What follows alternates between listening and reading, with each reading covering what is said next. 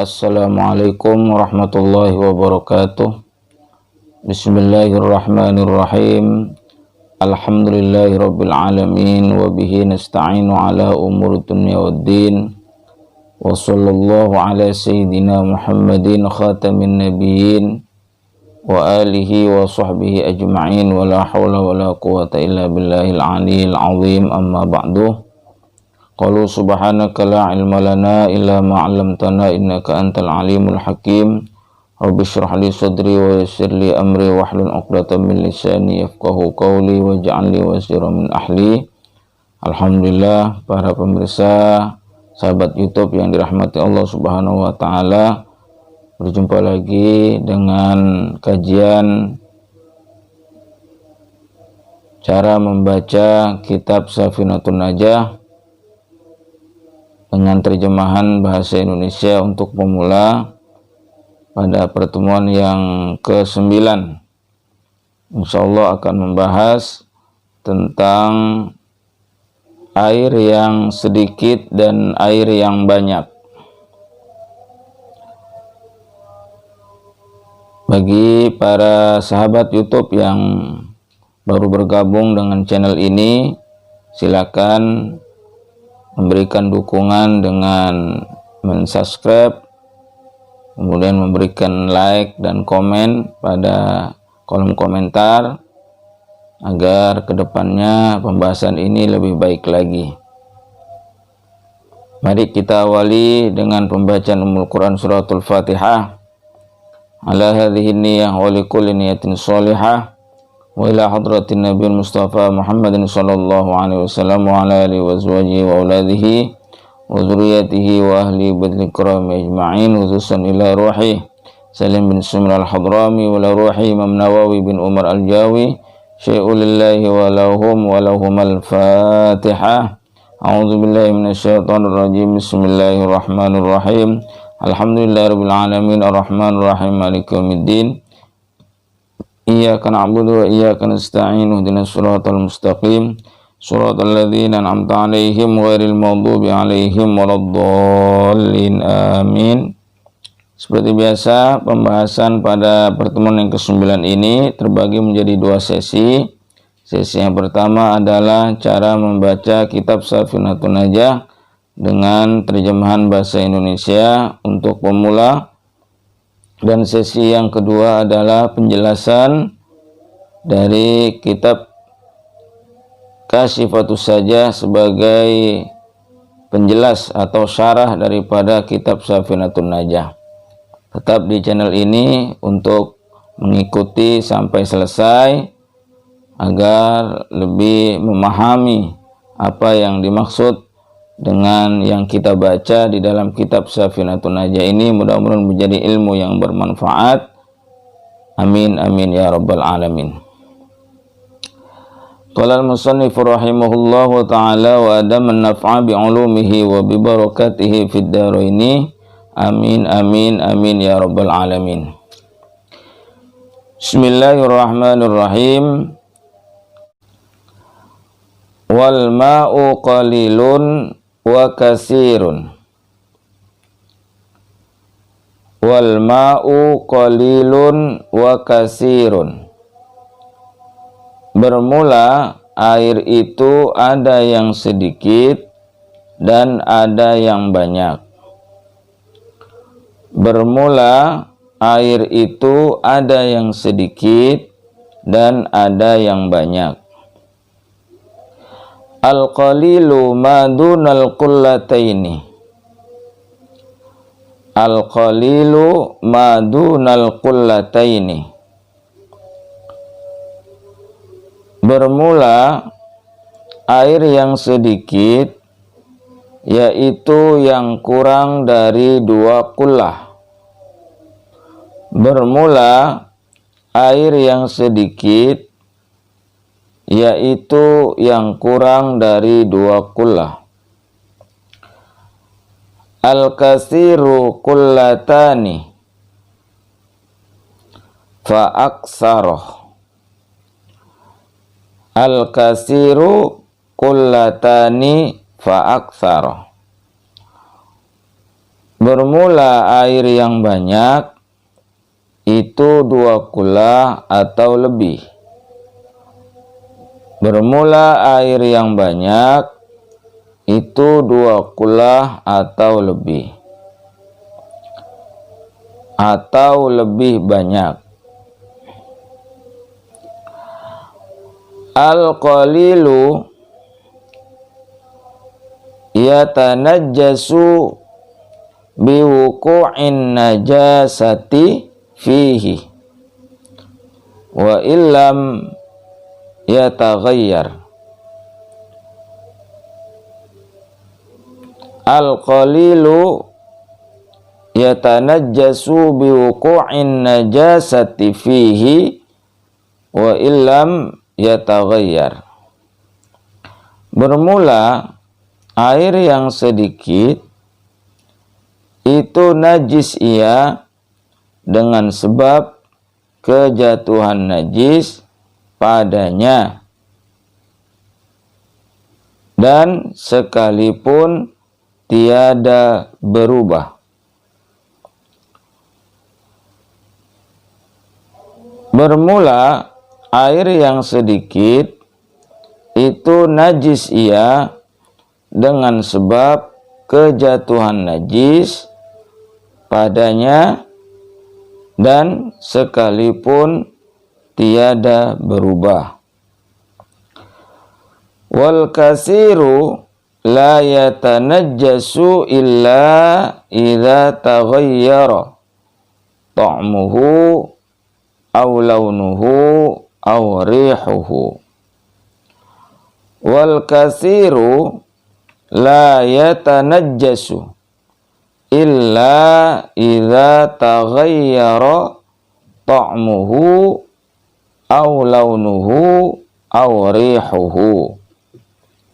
Dan bermula air yang banyak itu tiada najis ia, melainkan apabila berubah oleh rasanya atau warnanya atau baunya.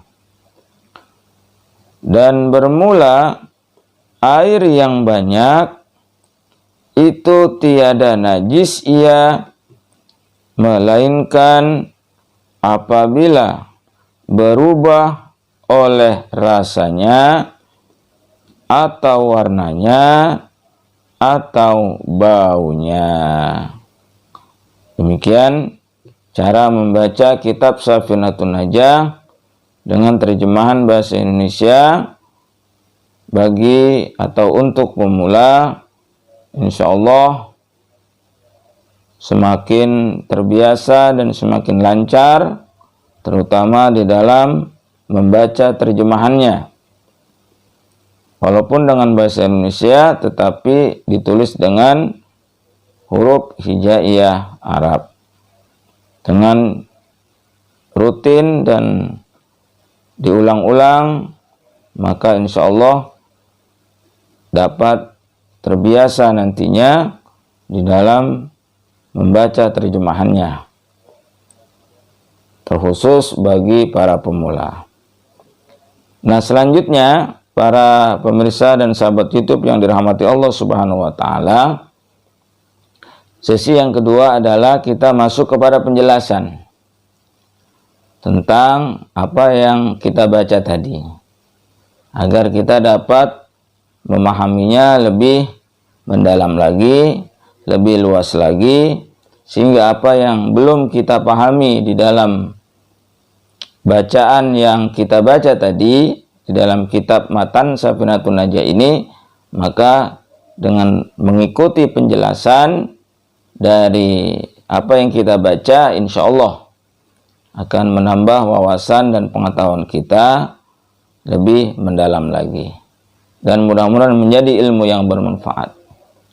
Bagi yang belum subscribe, silakan di subscribe terlebih dahulu dan berikan komentar dan berikan like terhadap channel ini, sehingga channel ini insya Allah kedepannya lebih berkembang lagi.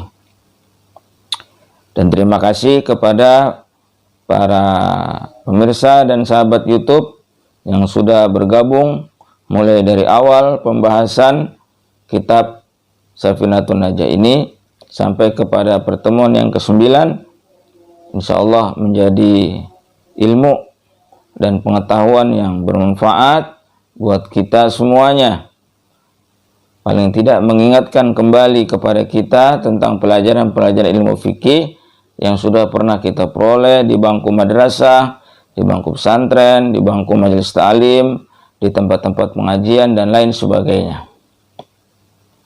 Dengan cara kita mengulang, dengan cara kita murojaah, dengan cara kita mutola'ah, maka dengan cara kita mudzakarah, insyaallah apa yang kita peroleh, ilmu yang pernah kita dapatkan dahulu, insyaallah akan melekat kembali dan mengingatkan kembali kepada kita, sehingga dapat kita amalkan, baik buat diri kita sendiri dan juga kita ajarkan kembali kepada anak-anak kita, kepada keluarga kita, sahabat-sahabat kita, dan dapat kita ajarkan kepada orang lain, sehingga insyaallah ilmu itu menjadi ilmu yang bermanfaat dan pahalanya akan terus mengalir kepada orang-orang yang mengamalkan ilmu tersebut dan mengajarkannya kepada orang lain, insyaallah. Nah, di sini mari kita jelaskan satu persatu. Bismillahirrahmanirrahim. Wal ma'u qalilun wa katsirun. Bermula air itu ada yang sedikit dan ada yang banyak. Penjelasannya adalah di dalam kitab Kasyifatus Sajah dijelaskan, faslun fil ma'i alladhi la yadfa'un najasata walladhi yadfa'uha. Terdapat suatu fasal mengenai air yang tidak dapat menolak atau dalam kurung menghilangkan najis, dan terdapat air yang dapat menolak najis. Jadi ada dua jenis air. Ya. Kalau di dalam kitab matannya itu disebut air yang sedikit dan air yang banyak. Maksudnya air yang sedikit dan air yang banyak ini akan berimbas, ya, berkonsekuensi kepada hukum di dalam rangka kita bersesuci. Jadi ada air itu yang dapat menolak najis, artinya menghilangkan najis, dan ada air itu yang tidak dapat menolak najis atau tidak dapat menghilangkan najis. Qalal ma'u fi qanuni syar'i qismani qalilun wa katsirun. Qala pengarang Syekh Salim bin Sumair berkata, al-ma'u bermula air fi qanuni syar'i qismani dalam peraturan hukum syariat itu terbagi dua. Ya, fi qanuni syar'i qismani, terbagi menjadi dua. Air itu dalam peraturan hukum syariat. Qalilun wa katsirun, yaitu yang pertama qalilun, air yang sedikit. Wa katsirun, dan yang kedua adalah air yang banyak. Jadi dalam peraturan hukum syariat, air itu di dalam bersesuci itu hanya dikenal, ya, menjadi dua peraturan hukum syar'i. Ya, tidak lebih dari itu. Yang pertama adalah air yang sedikit, dan yang kedua adalah air yang banyak. Al-qalilu madunal qullataini, bermula air yang sedikit, yaitu yang kurang dari 2 kullah. Penjelasannya adalah al-qalilu madunal qullataini bi anna qasa anhuma aksara min ritlaini.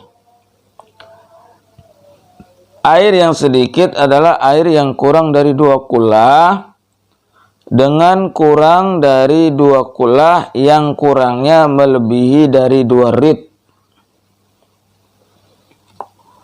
Dari 2 ritel, ya. Nah, jadi yang pertama itu air yang kurang dari 2 kullah. Nah, nanti dijelasin apa itu yang dimaksud dengan 2 kullah dan rit, ya, ritel. Selanjutnya al-kasiru kullatani fa aksara. Bermula air yang banyak itu 2 kullah atau lebih banyak.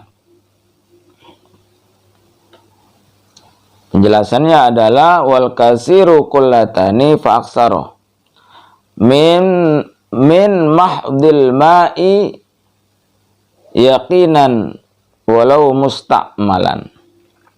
Dan air yang banyak adalah air 2 kullah atau lebih banyak berupa murni, ya, berupa murni air saja secara yakin walaupun telah digunakan bersuci.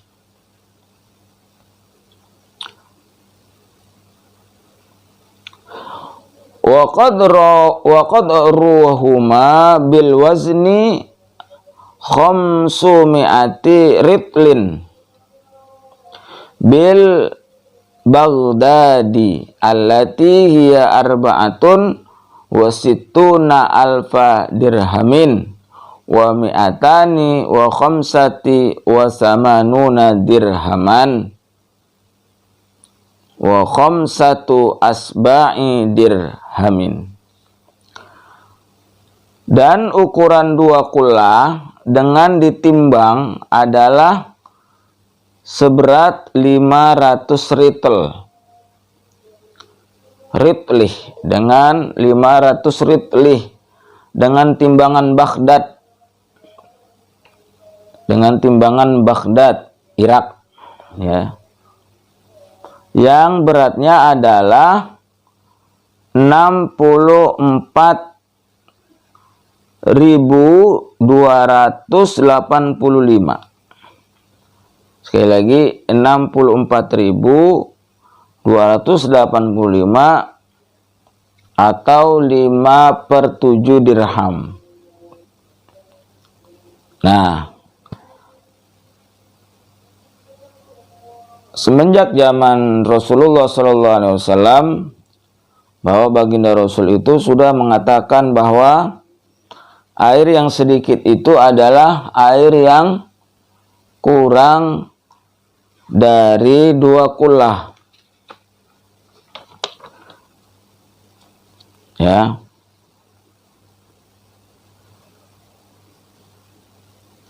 Air yang sedikit itu adalah air yang kurang dari 2 kullah. Dan air yang banyak adalah air yang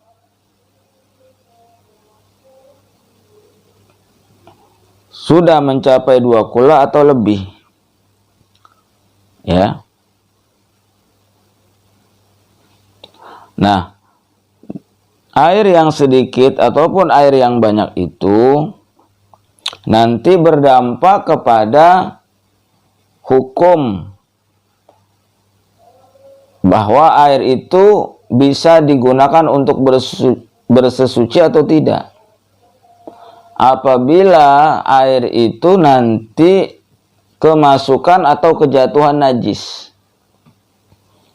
Nah, itu konsekuensi hukumnya.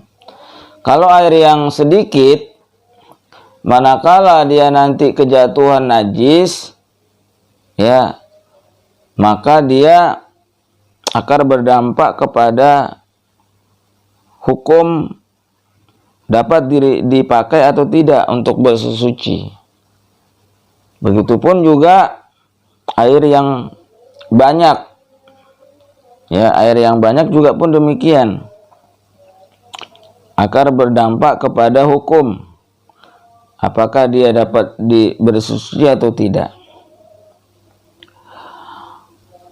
Wa qadruhuma bil misahati fil murabba'i dhira'un wa rubu'un tulan wa urdan wa umqan bi dhira'il adamiyyi wa huwa shibrani takriban.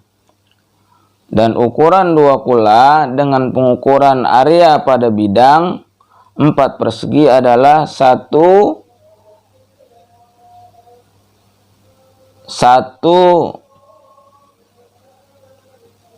per 1/4 zero atau 1/4 zero untuk panjang, lebar dan tingginya. Dengan ukuran zero manusia yaitu ukuran 2 jengkal secara perkiraan. 2 jengkal manusia yang normal secara perkiraan. Nah, itu panjangnya. Apa namanya? Kapasitasnya 2 kulah itu.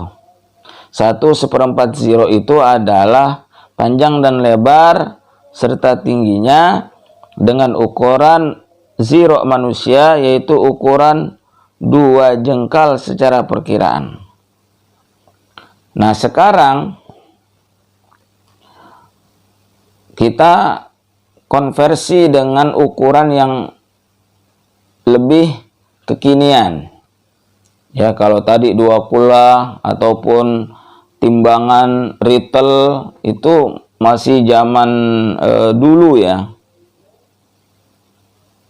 Nah, sekarang kan sudah timbangan itu sudah kilogram atau takaran itu sudah liter ya kan. Sudah menggunakan liter, kemudian kilogram, kemudian menggunakan apalagi ukuran meter, ya, sentimeter ya. Nah, ini kita konversi ke sini aja dah, biar lebih gampang dipahami. Apa yang dimaksud dengan 2 kulah itu? Ya, kalau kita konversi dengan penjelasan ya ulama-ulama atau fikih kontemporer, bahwa yang dimaksud dengan 2 kula itu ukuran suatu wadah atau tempat, manakala tempat itu dapat menampung air dengan seukuran, umpama dia dalamnya itu 60 cm, panjangnya itu 60 cm, lebarnya 60 cm, maka air yang tertampung dalam wadah itu, maka air itu sudah mencapai 2 kulah. Jadi kalau kita punya tempat, entah itu kolam, entah itu bak, pokoknya yang ukuran persegi umpama, dia mempunyai kapasitas kubik air itu dalamnya 60 cm, panjangnya 60 cm, lebarnya 60 cm, maka air itu sudah masuk kepada takaran ukuran 2 kulah. Ya, sekali lagi, dalamnya 60 cm, panjangnya 60 cm, lebarnya 60 cm. Nah, kita ukur aja kolam-kolam penampungan air yang ada di kamar mandi atau di tempat-tempat rumah-rumah kita itu. Kalau sekiranya dia dalamnya sudah 60 cm, lebarnya 60 cm, panjangnya 60 cm, nah di situ maka air itu ketika sudah penuh, maka dia sudah terhitung 2 kulah. Apalagi kolam kita, umpama penampungan air, bak mandi kita umpama, itu lebih dari itu. Dan hampir rata-rata mungkin lebih dari 60 cm. Ya, ada yang 1 meter dalamnya, atau 80 cm dalamnya. Ada yang lebarnya mungkin lebih dari 60, 70, atau 80. Nah, itu lebih bagus lagi. Apalagi lebarnya umpama 2 meter. Ya, panjangnya umpama 3 meter. Waduh, dalamnya umpama 2 meter umpama, atau 1,5 meter, itu lebih banyak lagi, udah pasti dipastikan bahwa air itu udah lebih daripada 2 kula. Nah, itu ukurannya kalau ukuran senti. Nah, sekarang kalau kita ukur dengan literan, umpama mau kita liter tuh air, berapa liter sih 2 kula itu? Nah, kalau kita mau liter pakai literan, menurut ulama ya yang berasal dari Mesir ya, ulama yang bernama Asy-Syaikh Dr. Wahbah Zuhaili, ulama kekinian nih beliau yang hidup di zaman sekarang, itu mengatakan pendapat beliau bahwa ukuran 2 kula itu kalau dikonversi kepada liter itu sebanyak 270 liter. Umpama kita mau ngeliterin tuh air sebanyak 270 liter, maka dia sudah mencapai 2 kula. Ya. Kalau ukuran drum itu kan ada ukurannya sebenarnya, literannya itu drum itu. Ada drum itu kan tadinya untuk dipakai untuk bahan-bahan kimia. Kalau di pabrik-pabrik ya, itu drum-drum itu kan tadinya dipakai untuk bahan cairan apa gitu kan. Nah, itu dia ada ukurannya itu biasanya di drum itu, drum-drum bekas ya. Itu ada ukurannya. Drum itu umpama seukuran 270 atau 300 liter, maka satu drum itu sudah 2 kula. Ya, sudah 2 kula. Jadi kita nggak usah capek-capek ngeliterin lagi. Kalau seandainya air sudah sedrum penuh, maka drum itu sudah 2 kula itu. Ya, sudah 2 kula. Nah, itulah kalau kita mau mengkonversi apa yang dimaksud dengan 2 kula dan apa yang dimaksud dengan ritlih. Ya, bingung kita karena kita nggak tahu jelas. Atau zero, dengan ukuran zero tadi, 1/4 zero panjangnya. Nah, kita bingung tuh karena kita nggak terbiasa. Ya udah, kita konversi aja dah ke ukuran-ukuran yang sekarang. Ya, jadi seperti itu penjelasannya. Nah, kalau kita sudah punya tempat wadah yang lebih dari 2 kula tadi, maka konsekuensinya apa? Nah, di sini ya, kita lanjutkan pembahasannya. Al-qalilu yatanajjasu biwuqu'in najasati fihi wa illam yataghayyar. Bermula air yang sedikit itu najis ia dengan sebab kejatuhan najis padanya, dan sekalipun tiada berubah. Artinya ya, air yang sedikit itu berdampak kepada kesucian air. Ketika air itu kejatuhan najis ataupun air yang sudah terpakai kemudian terjatuh lagi ke dalam air itu, penampungan air itu, air mustakmal namanya. Maka konsekuensinya adalah air itu tidak bisa digunakan untuk menghilangkan najis. Ya. Al-qalilu hukmuhu yatanajjasu biwuqu'in najasati al-munjisati yaqinan fihi wa illam yataghayyar. Air yang sedikit hukumnya menjadi najis dengan sebab kejatuhan najis yang menajiskan dengan secara yakin pada air itu meskipun air tersebut tidak berubah. Ya, meskipun air itu tidak berubah. Artinya ketika kita kemasukan najis, umpama air seember atau 1 bak yang kurang dari 2 kula, kemudian dia kejatuhan najis seperti umpama kejatuhan tetesan kencing, umpama cipratan kencing umpama, maka air itu menjadi najis dan tidak dapat digunakan untuk bersesuci.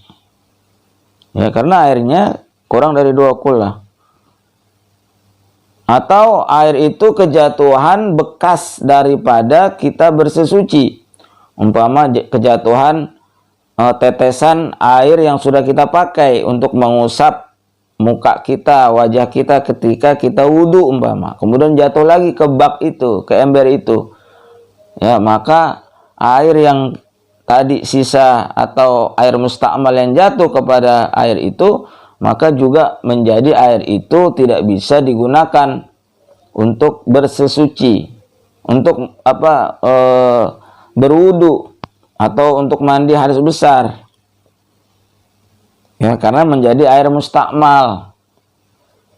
Walaupun airnya itu suci tapi tidak mensucikan. Walaupun airnya itu suci tapi tidak mensucikan. Ya, itu kalau kejatuhan air mustakmal. Nah, ini apalagi kalau dia kejatuhan najis. Nah, kalau dia kejatuhan najis walaupun hanya setetes kencing umpama jatuh kepada air yang kurang dari 2 kula itu, maka air itu menjadi najis semua. Jadi najis tuh. Artinya bukan lagi air suci, air najis. Kalau kecepret kemana-mana ya jadi najis semua nanti. Nah, itu nggak boleh dipakai. Ya, air yang sedikit tadi. Limafhumi qaulihi sallallahu alaihi wasallam, idza balagal ma'u qullataini lam yahmil khabasa. Wa fi riwayatin najisa. Berdasarkan kesimpulan yang dipahami dari sabda Nabi sallallahu alaihi wasallam nih. Ya. Apabila idza balagal ma'u qullataini lam yahmil khabasa, apabila air telah mencapai 2 kula, maka tidak akan menanggung kotoran. Wa fi riwayatin najisa, dan di dalam riwayat lain disebutkan tidak akan menanggung najis. Idza mafhumuhu anna ma dunaha yahmilul khabasa. Sebab hal yang difahami dari hadis tersebut adalah bahwa air yang kurang 2 kula itu bisa menanggung kotoran atau najis. Nah, jadi sabda Rasulullah SAW bahwa air yang 2 kula atau lebih itu, maka dia tidak akan menanggung kotoran, tidak akan menanggung najis. Ya, artinya apa? Dapat dipahami kalau air itu kurang dari 2 kula, maka dia kebalikannya akan menanggung kotoran dan akan menanggung najis. Nah, begitu. Ya. Jadi berdasarkan hadis baginda Rasulullah Muhammad SAW. Jadi kesimpulannya bahwa air yang sedikit tadi apabila kejatuhan najis, maka air itu menjadi najis dan tidak bisa dipakai untuk membersihkan kotoran atau najis. Apalagi dia dipakai untuk bersesuci, berwudu, apalagi itu. Ya, nggak bisa. Ya. Nah, itu tentang air yang sedikit. Ya, tentang air yang sedikit. Wa kharaja bin najasatil munajjisati an najisul ma'fu anhu kamaitatin la dama salaha sailun wa najisun la yudrikuhu tarafun mu'tadilun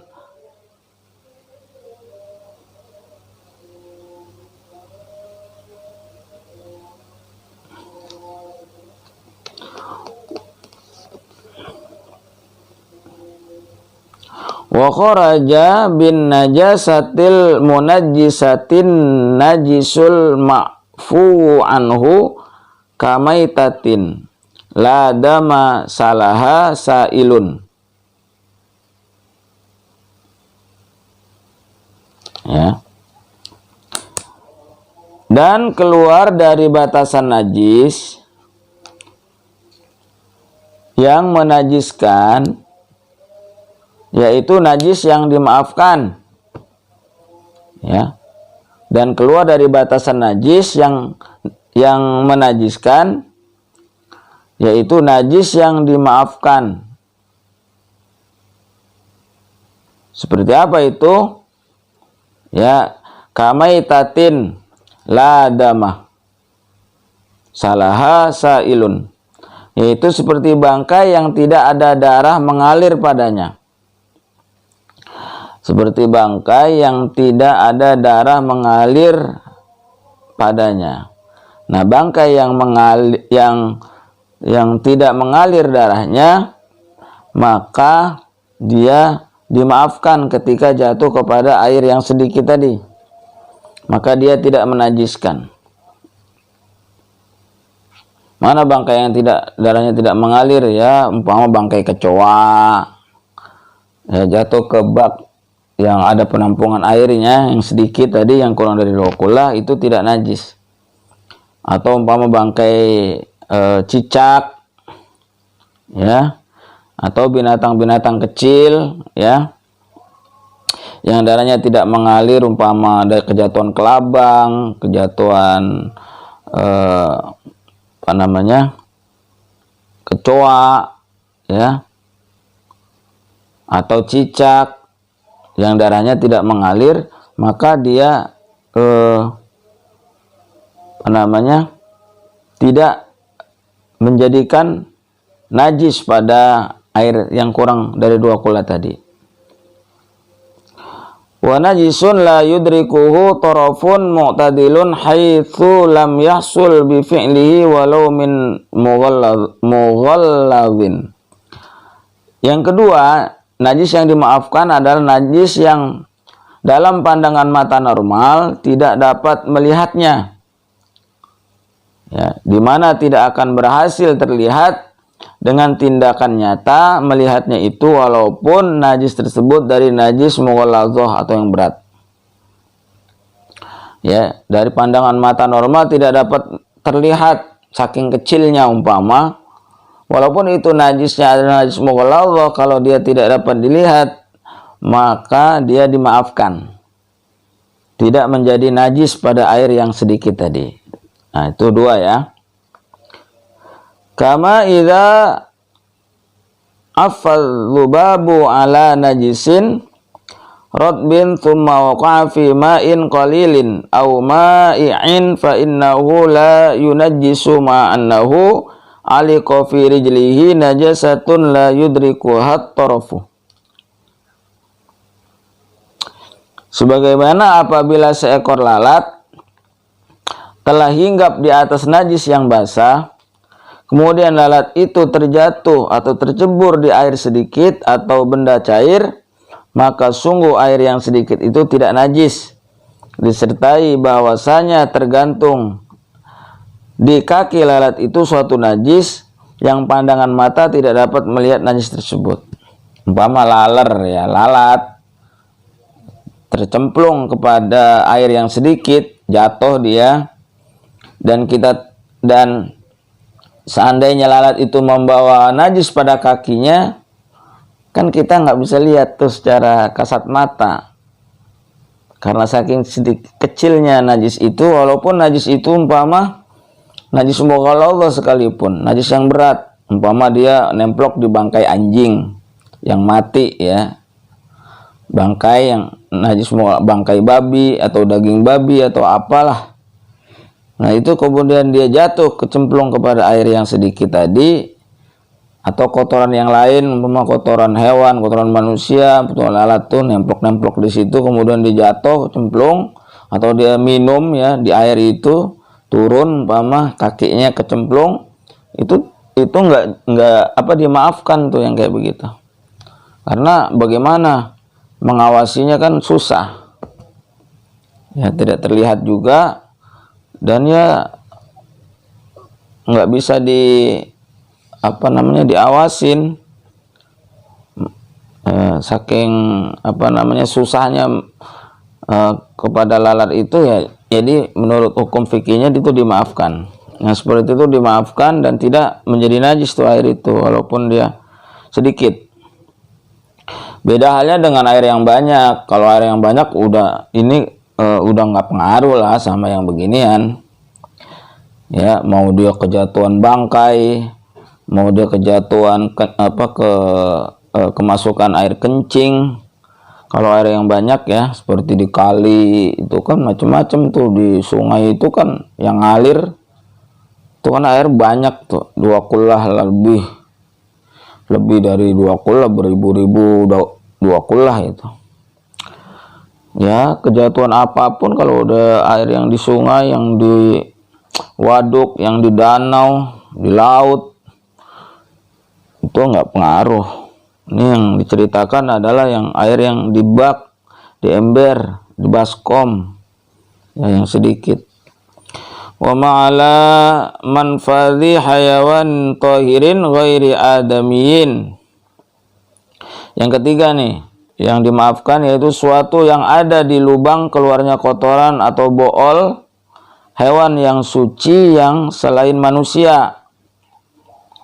Ya, suatu yang keluar nih, ya, dari pantat hewan yang suci, ya, selain manusia, ya, itu nggak najis tuh, ya,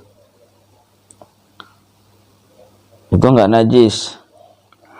Umpama tai cicak, ya, kejatuhan tai cicak, umpama di air yang sedikit, itu nggak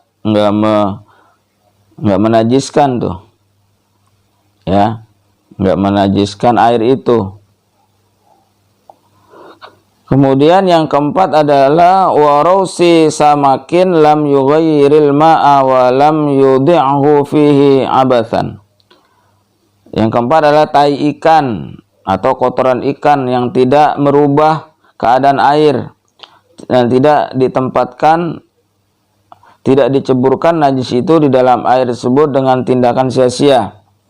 Artinya ada kolam ikan atau akuarium yang dimana ikan itu pasti kan mengeluarkan kotoran, ya. Nah, itu tidak menajiskan air itu ikan, ya, tidak menajiskan air yang sedikit, ya. Wa ma yamassuhul asalu minal quwaratil lati tuj'alu min rausi nahwil baqari. Yang kelima, suatu yang disentuh oleh madu, yaitu sarang lebah. Yang sarang lebah itu terbuat dari kotoran seumpama sapi, ya, kotoran sapi. Umpama ada lebah itu bersarang di kotoran sapi, sarang itu terbuat dari kotoran sapi umpama. Nah, madunya itu tidak menjadi najis oleh karena itu, ya. Wa jurratil ba'iri, atau bekas mamahan unta,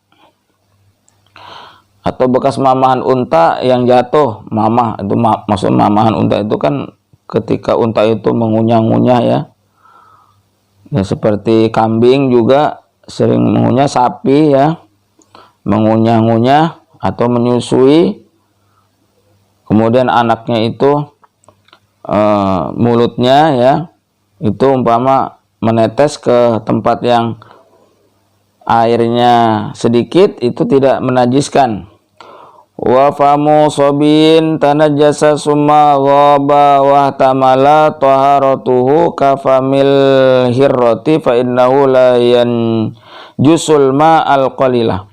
Dan mulut anak kecil yang terkena najis, mulut anak kecil yang terkena najis, kemudian ia menghilang, pergi, dan dimungkinkan menjadi suci mulutnya, sama seperti mulut kucing, maka sungguhnya hal itu mulut anak kecil tersebut tidak menajiskan air yang sedikit. Umpama kucing nih minum nih di bak yang tadi kita tampung, ember yang kecil, ya, atau anak kecil yang tadi ada najis di mulutnya, kemudian tapi hilang najisnya. Lalu si anak kecil tadi umpama menjilat air yang ada di ember yang kita buat wudhu, umpama itu tidak menajiskan kepada air itu. Atau kucing ya minum tuh kan dijilat, nah itu nggak menajiskan tuh. Maksudnya dimaafkan ya, maksudnya dimaafkan dalam hal itu. Wa dzarkit tuyuri fil ma'i wa illam yakun min tuyurihi. Dan yang kedelapan adalah kotoran burung yang ada di dalam air, meskipun kotoran itu bukan berasal dari burung-burungnya atau yang hinggap di atas air. Nah, ini kotoran burung yang jatuh ke dalam air yang sedikit, itu juga dimaafkan tuh. Dimaafkan ya. Dimaafkan menurut fikihnya nih. Yang penting ya kita bagaimana? Kalau memang air itu tidak berubah warnanya, ya tidak pengaruh dengan kotoran burung itu, ya kita tetap pakai, masih bisa. Tapi kalau kita pengen lebih sempurna lagi, umpama kita gunakan air yang lain, umpama air di tempat kita itu banyak, ya mending diganti. Tapi seandainya masih dipakai air itu masih boleh, karena dimaafkan ya. Wa ba'ru fa'ratin amal ibtila'u bihi. Dan tai tikus yang merata cobaan dengannya. Nah, tai tikus yang jatuh itu juga tidak menajiskan kepada air yang sedikit, karena dimaafkan. Wa ba'ru syatin waqa'a fil labani halal halbi. Kemudian tai kambing yang terjatuh ke dalam susu ketika memerah susu. Ketika memerah susu, kemudian kambing itu berak umpama, kemudian salah satu dari tai kambing itu jatuh ke baskom yang tempat memerah susu itu, maka susu tadi itu tidak menjadi najis ya, itu dimaafkan, masih bisa dipak, maksudnya artinya diminum boleh, masih boleh diminum susunya karena tidak menajiskan, dimaafkan gitu ya. Wa ma yabqa fi nahwil karsyi mimma yashukku tanqiyatuhu. Dan yang ke-11, sesuatu yang tersisa di semacam bejana berupa berbagai najis yang diperhitungkan sulit untuk menghilangkannya. Di tempat-tempat bejana ya yang kita sulit menghilangkan najis itu, ketika masih menempel itu masih bisa dimaafkan. Wal qalilu min dukhanin najasati walau min mughalladhi wa huwal mutasa'idu minha biwasitati narin.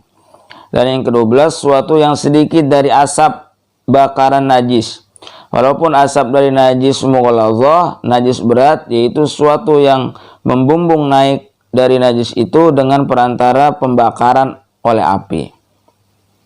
Artinya asap yang membumbung tinggi, ketika kita menghirupnya atau kita terkena kepada badan kita, ke pakaian kita, itu tidak najis, walaupun dari pembakaran najis yang mughalladhah, umpama najis yang berat seperti najisnya anjing ataupun najisnya babi.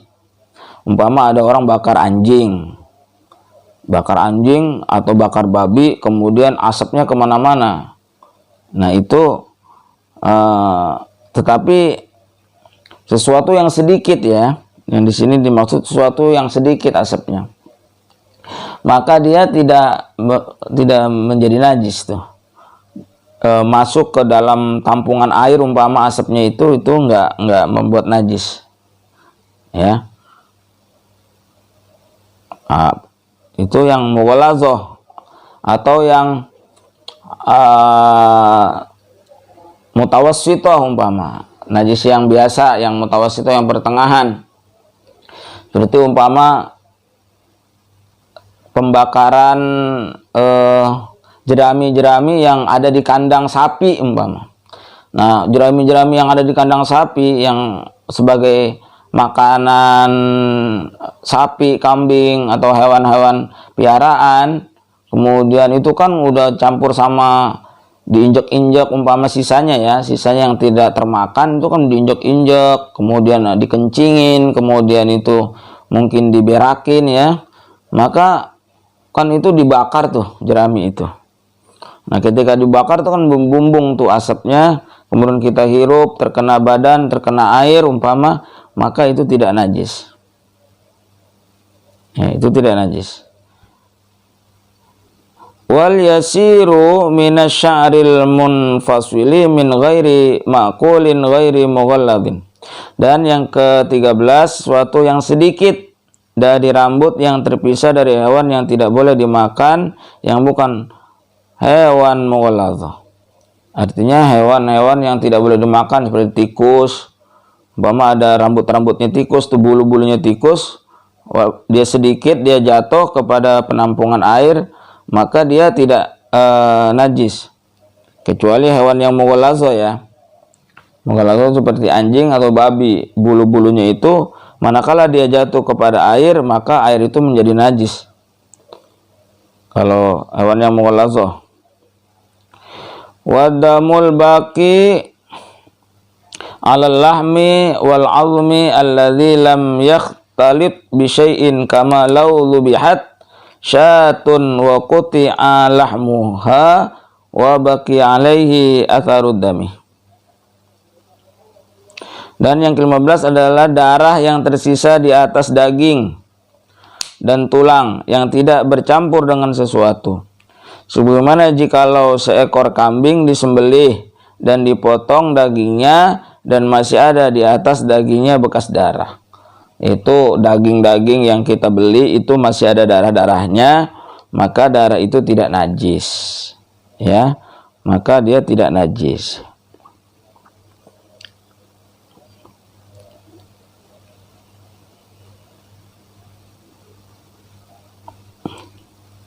Nah, dari yang tadi dimaafkan tadi, kenapa itu dimaafkan? Ya, semuanya itu karena dalam keadaan yang susah untuk kita hindari. Ya, yang susah untuk kita hindari. Sini dijelasin, wadhabitu fi jami'i dzalika annal afwa manutun bima yushakkul ihtirazi anhu ghaliban. Dan batasan di semua keterangan itu adalah bahwa kemaafan tadi yang dimaafkan tadi di atas tadi yang sampai 15 itu adalah kelonggaran dari tidak dikategorikan najis. Artinya kelonggaran, diberikan kelonggaran oleh hukum, dia tidak dikategorikan najis. Itu ditumpukan pada perkara yang dianggap sulit untuk menghindar darinya menurut kebiasaan. Artinya karena memang sulit untuk dihindari. Ya, sulit untuk dihindari, maka dia dimaafkan. Nah, maka dia dimaafkan. Itulah ya hal-hal yang dimaafkan di dalam hukum fikih berkaitan dengan sesuatu yang najis. Karena memang sulitnya untuk dihindari. Selanjutnya adalah wal kasiru la yatanajjasu illa idza taghayyara ta'muhu aw launuhu aw rihuhu. Dan bermula air yang banyak itu tiada najis ia melainkan apabila berubah oleh rasanya atau warnanya atau baunya. Penjelasannya adalah wal ma'ul kasiri la yatanajjasu bimulaqatihin najasata. Air yang banyak tidak dihukumi najis dengan sebab bertemunya air itu dengan najis.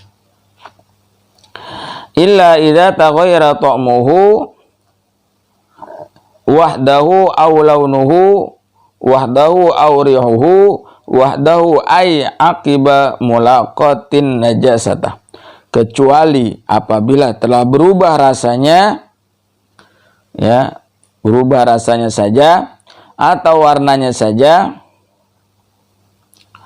atau baunya saja, yakni sesaat sesuatu bertemunya air yang banyak itu dengan najis. Illa idza taghayyara ta'muhu wahdahu aw launuhu wahdahu aw rihuhu wahdahu ay aqiba mulaqatin najasatah. Kecuali apabila telah berubah rasanya saja, atau warnanya saja, atau baunya saja, yakni sesaat sesuatu bertemunya air yang banyak itu dengan najis. Nah, kalau dia berubah warnanya saja, baunya saja, atau rasanya saja, maka air yang banyak tadi, yang lebih dari 2 kula, maka dia menjadi najis. Maka kita lihat, ya, air di danau, air di tambak, air di sungai, manakala dia berubah warnanya saya, tadinya airnya umpama airnya yang biasa coklat di sungai ini coklat, ataupun airnya jernih, agak jernih umpama, lalu tiba-tiba berubah. Nah, maka itu bisa dikategorikan air itu bisa tidak boleh dipakai, ya, karena perubahan warna tadi, atau perubahan bau, airnya kemudian tiba-tiba tadinya normalnya itu tidak bau, kemudian jadi bau, ya, maka dia tidak boleh dipakai. Atau umpama normalnya dia rasanya tawar, lalu tiba-tiba menjadi pahit atau menjadi asin umpama. Nah, itu nggak bisa dipakai itu. Falau taghayyara ba'da muddatin lam yuhkam binajasatihi ma lam yu'lam biqauli ahlil khabarati nisbatu taghayyurihi ilaiha. Maka seandainya air yang banyak itu berubah setelah beberapa saat yang lama, maka air yang banyak itu tidak dihukumi najis selama belum diketahui melalui pendapat ahli yang berpengalaman perihal keterkaitan najis itulah yang membuat perubahan kepada air yang banyak tersebut. Artinya kalau perubahan air yang banyak itu ya menunggu hasil penelitian, ya hasil penelitian dari para ahli, apakah dia berubah warnanya, baunya, rasanya itu. Nah, kalau sudah diputuskan oleh para ahli bahwa air itu berubah sifatnya, kemudian berubah warnanya, berubah rasanya, ya, berubah baunya, maka dia bisa dihukumi tidak boleh dipakai. Tapi selama belum ada keputusan boleh dipakai oleh ahlinya, ya. Keputusan oleh ahli, seorang ahli itu kalau air yang banyak umpama di sungai, ya, di danau, di kolam besar, ya. Tapi kalau di rumah-rumah kita, ya, kita nggak perlu nunggu ahli, ya. Kalau sumur kita tiba-tiba kemudian itu berubah dari biasanya, ya, memang di sumur itu kan ada baunya memang udah khas, ya, entah itu bau lumpur, entah itu bau macam-macam bau khas lah, bau lumpur atau bau besi, ya, biasanya gitu, ya. Air itu biasanya bau lumpur, bau tanah, bau besi, ya, karena memang adanya di dalam. Nah, itu air-air yang udah biasa bau seperti itu, ya, itu termasuk bukan bau namanya. Ya,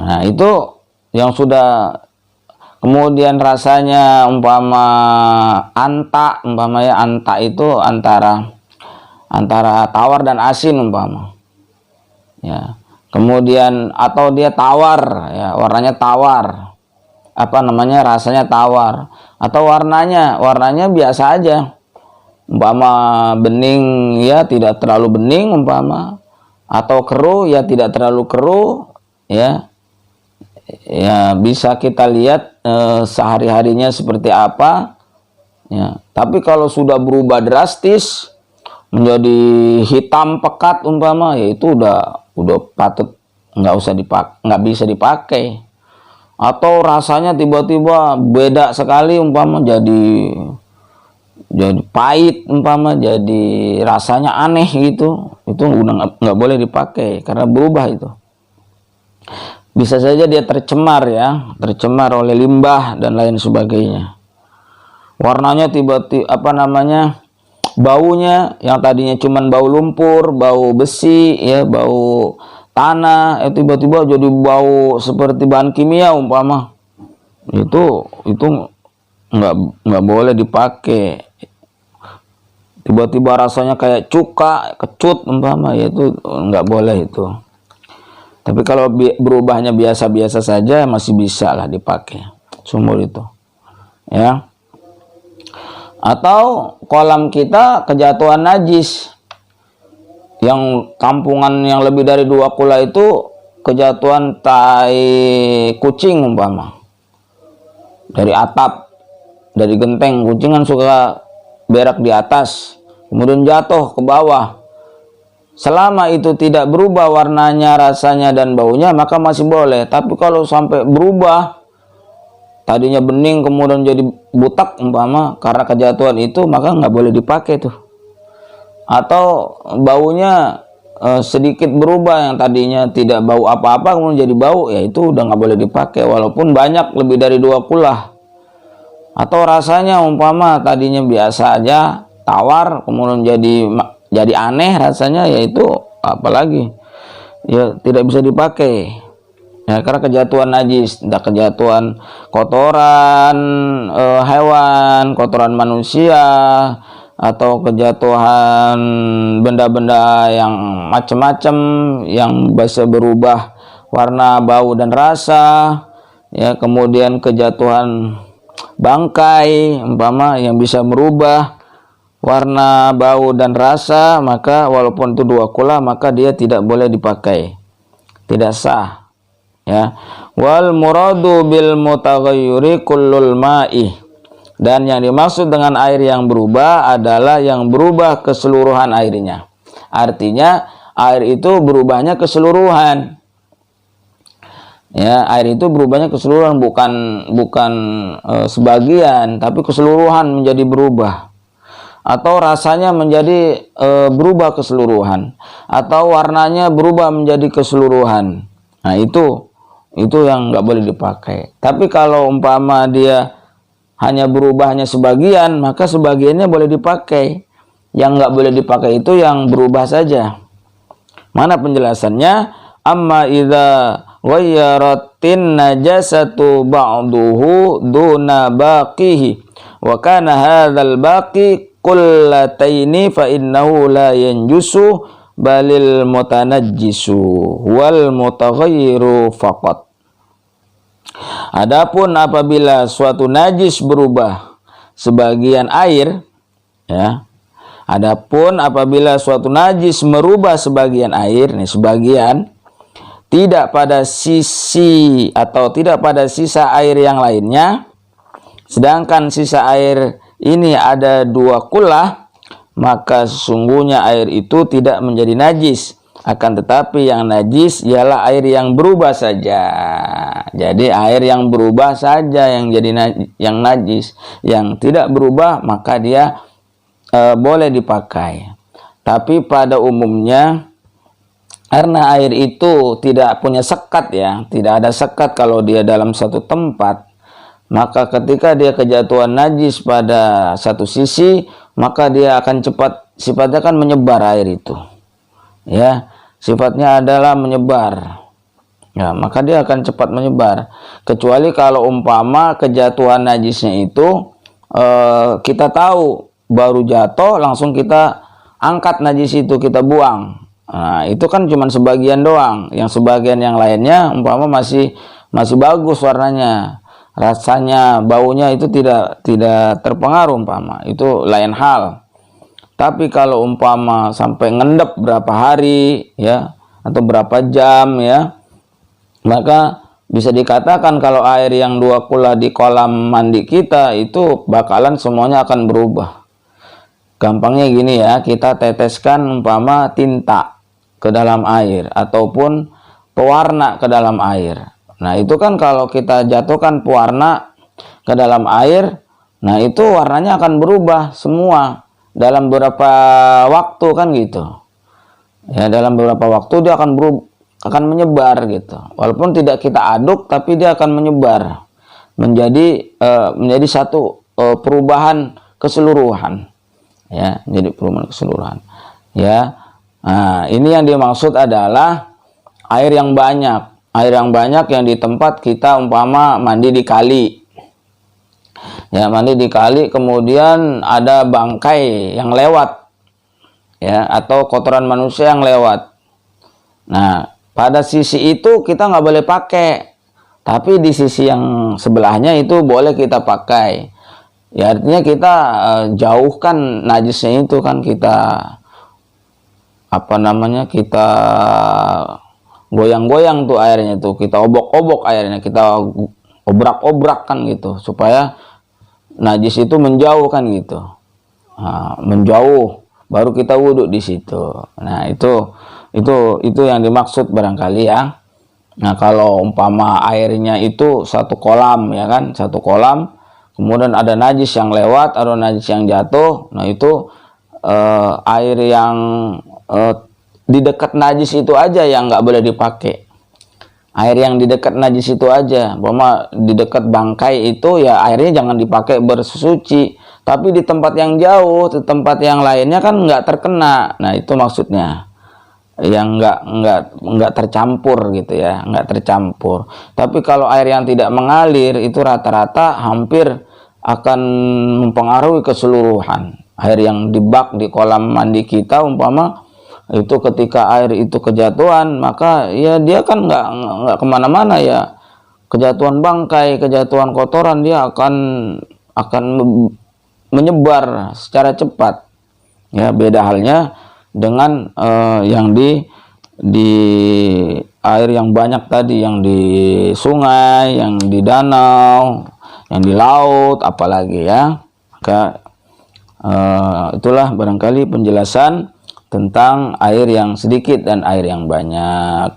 Ya, jangan lupa berikan dukungan kepada channel ini, karena insya Allah channel ini akan membahas tentang hukum-hukum yang lain sampai insya Allah pembahasan kitab Safinatun Najah ini selesai sampai hatam insya Allah.